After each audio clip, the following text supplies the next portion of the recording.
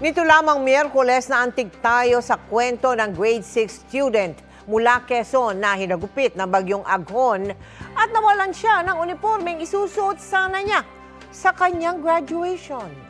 Ang mapait niyang karanasan, sinikap palitan ng saya ng GMA Kapuso Foundation. Susutin po niya. Sana po, mayroon naman po mga ano, susutin ng anak ko. Kahit yun lang po, susutin lang po niya na maayos sa pag-graduate niya. Ito ang simpleng hiling ni Jen para sa kanyang anak na si Kane na magtatapos na sa elementarya. 3 araw bago ang graduation ni Kane na nalasa ang bagyong Aghon sa kanilang lugar sa Barangay Kota sa Lucena, Quezon.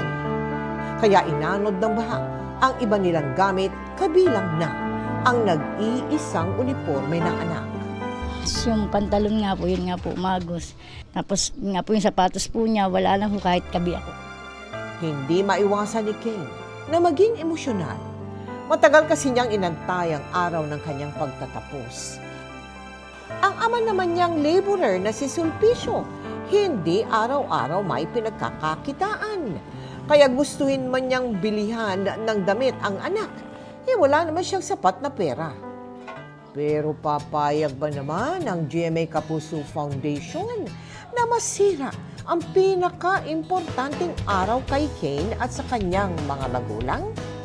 Sinamahan namin siya bumili ng kanyang complete set ng uniforme at sapatos.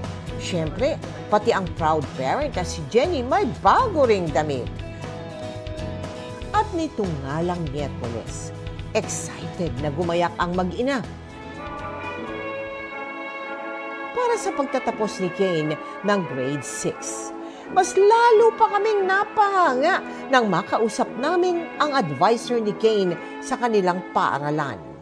Isa po siya sa napaka-sipag. Minsan wala siyang baon. Kaya po ang ginagawa ko para maiwasan po yung kanyang absenteeism, ginagawa ko po siyang isa sa aking scholar. So, binibigyan ko po siya ng baon. Sobrang masaya po ako sa tulong niyo. Natupad po yung pangarap niya at pangarap po din po. Salamat po sa GMA Kapuso po. Foundation po. Hintayin ninyo magtatapos sa magasiman po ako.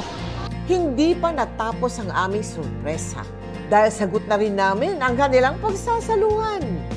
Maligayang pagtatapos, Kane, at naway matupad mo ang iyong mga pangarap.